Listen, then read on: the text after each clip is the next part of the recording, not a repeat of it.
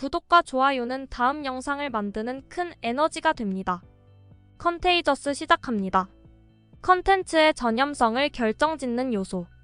사회적 파급력 유행 여부를 좌우하는 힘. 입소문 일반 광고에 비해 설득력이 있으며 정확한 대상을 겨냥할 수 있음. 누구나 만들어낼 수 있다는 최대의 장점이 있음. B. 사람들이 입만 열게 하면 되는데 어떻게? 입소문에는 즉각적인 입소문과 지속적인 입소문이 있음. 흥미를 유발하는 컨텐츠는 즉각성은 있지만 지속성이 부족하다. 지속적인 입소문을 유지하려면 일상에서 빈번하게 일어나는 계기를 통해 보강이 필요하다.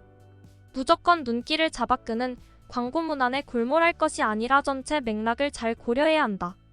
전염성 6가지 원칙. 원칙 1. 소셜화폐. 자신의 사회적 가치를 높여주는 것은 공유하고 싶어함. 자신의 이미지가 상승한다. 누구나 손쉽게 얻을 수 없다는 사실만으로도 제품의 가치는 높아진다. 원칙 2. 계기. 사람들 입에 자주 오르내릴 계기를 마련해야 한다. 원칙 3. 감성. 감정을 자극하는 것이야말로 입소문을 퍼뜨리는 첫걸음이다. 사람들은 생리적으로 각성하면 말을 많이 하게 되고 자기가 아는 것을 공유하게 된다. 그들을 흥분시키고 웃게 만들어야 한다. 슬프게 만들어서는 안 된다. 원칙 4. 대중성. 인간은 자신이 관찰할 수 있는 행동만 모방할 수 있다. 원칙 5. 실용적 가치. 사람들은 실용적이고 유용한 정보를 공유하는 것을 좋아한다. 다른 사람에게도 필요한 내용이라면 언제라도 화두가 될 수 있다.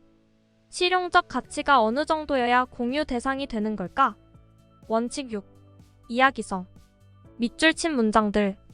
특정 이름이 인기를 누리거나 수많은 유튜브 동영상 중에서 유독 특정 동영상의 조회수가 높은 이유를 품질, 가격, 광고로 설명할 수 없다면 어디에서 그 답을 찾아야 할까? 정답은 사회적 파급력과 입소문이다. 결과적으로 사회적 파급력이 유행 여부를 좌우한다고 해도 과언이 아니다.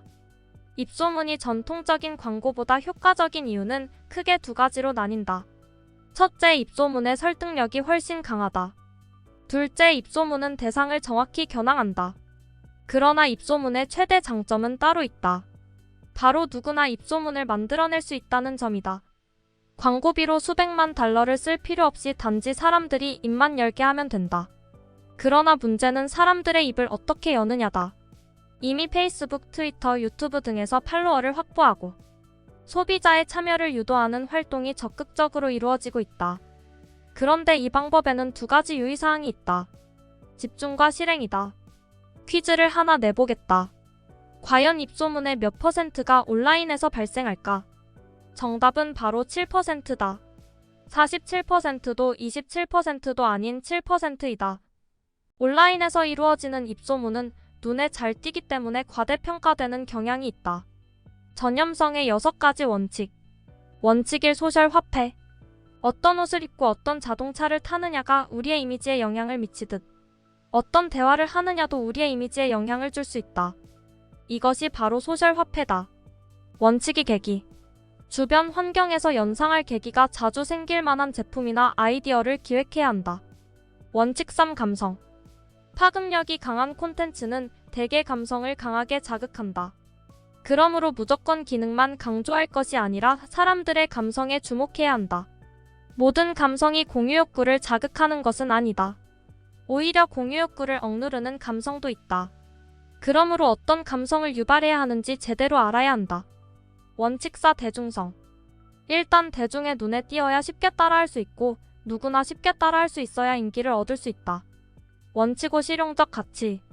일단 당신의 메시지가 정말 파격적이고 유리한 제안처럼 보이게 만들어야 한다. 또한 사람들이 전달하기 쉽도록 정보다 전문 지식을 간단 명료하게 정리해 제시해야 한다.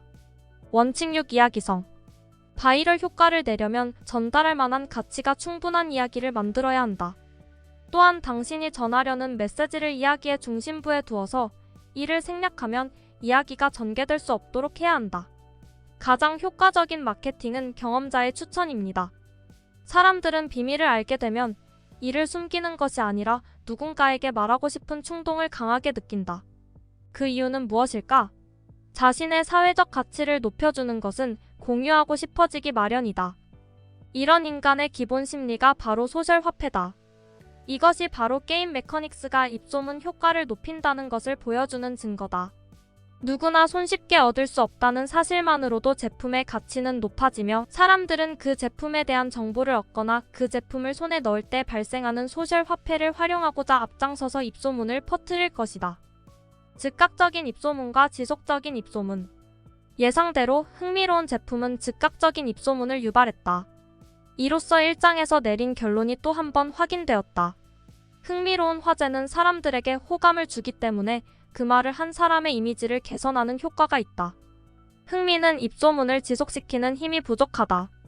그렇다면 지속적인 입소문의 비결은 과연 무엇일까?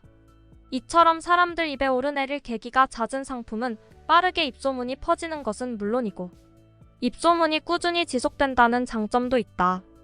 그러므로 무조건 눈길을 잡아끄는 광고 문안에 골몰할 것이 아니라 전체 맥락을 잘 고려해야 한다.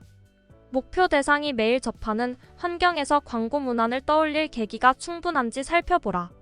전문가들은 이를 독성 기생충 전략이라고 한다.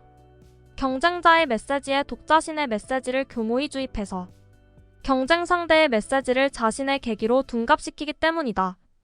과학기사는 혁신적인 기술이나 새로운 발견을 자주 소개해 독자들의 특정한 감성을 자극하는 것으로 나타났다. 공유의 비결은 여기에 있었다.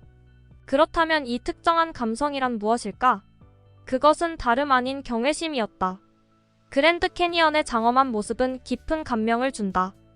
또한 자신이 얼마나 보잘것없는 존재인지 느끼게 된다. 한편으로는 새로운 힘과 의욕이 솟는 것을 느낄 수 있다. 이런 감정이 바로 경외심이다. 긍정적인 감정, 부정적인 감정. 칩 히스와 댄 히스는 스틱이라는 유명한 저서에서 아이디어의 감성적 핵심을 찾을 수 있는 방법인 3번 질문하기를 소개한다. 가장 먼저 할 일은 사람들이 어떤 행동을 왜 하는지 모두 적어보는 것이다. 그러고 나서 왜 이런 이유들이 중요한가? 라는 질문을 3차례 생각해본다. 생각나는 것은 모두 적어야 한다. 그러면 아이디어의 핵심과 그 아이디어에 관련된 감성이 무엇인지 차츰 윤곽을 드러낼 것이다. 공유 욕구를 높여주는 감정을 활용할 때는 사람들의 행동을 유발하는 각성 상태가 높은 감정을 공략해 불씨를 당겨야 한다는 것을 염두에 두자. 이미 살펴보았듯이 감정을 자극하는 것이야말로 입소문을 퍼뜨리는 첫걸음이다.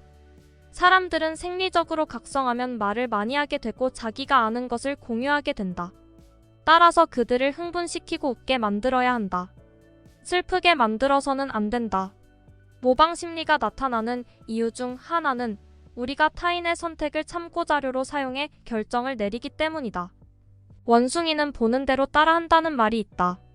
단지 인간의 모방 심리를 꼬집은 말처럼 보이지만 더 깊게 생각해보면 다른 뜻도 담겨 있다. 인간은 자신이 관찰할 수 있는 행동만 모방할 수 있다. 무멤버 재단은 겉으로 드러나지 않는 생각을 외부로 표현했기 때문에 성공했다. 학생들은 눈으로 볼 수 없는 추상적인 대의 명분을 가시화해서 적극적인 후원을 이끌어냈다. 사람들은 실용적이고 유용한 정보를 공유하는 것을 좋아한다. 다른 사람에게도 필요한 내용이라면 언제라도 화두가 될 수 있다. 소셜 화폐가 정보 제공자의 이미지를 개선하려고 공유하는 것이라면 실용적 가치는 정보 수용자의 입장을 우선적으로 생각한다. 그렇다면 실용적 가치가 어느 정도여야 공유 대상이 되는 것일까? 참조점에서 할인 금액이 멀어질수록 고객의 구매 결정에 미치는 영향력도 낮아지기 때문이다. 이것을 민감도 체감성으로 설명할 수 있다. 똑같은 $10 차이라도 참조점이 되는 미당첨 상태, 즉 $0에서 멀어질수록 돈을 더 받는 것은 기쁘지 않다. 브랜드나 제품의 장점이 스토리의 핵심을 이룰 때 바어릴리티의 효과는 극대화된다. 여기까지 컨테이저스 소개였습니다. 구독과 좋아요는 다음 영상을 만드는 큰 에너지가 됩니다.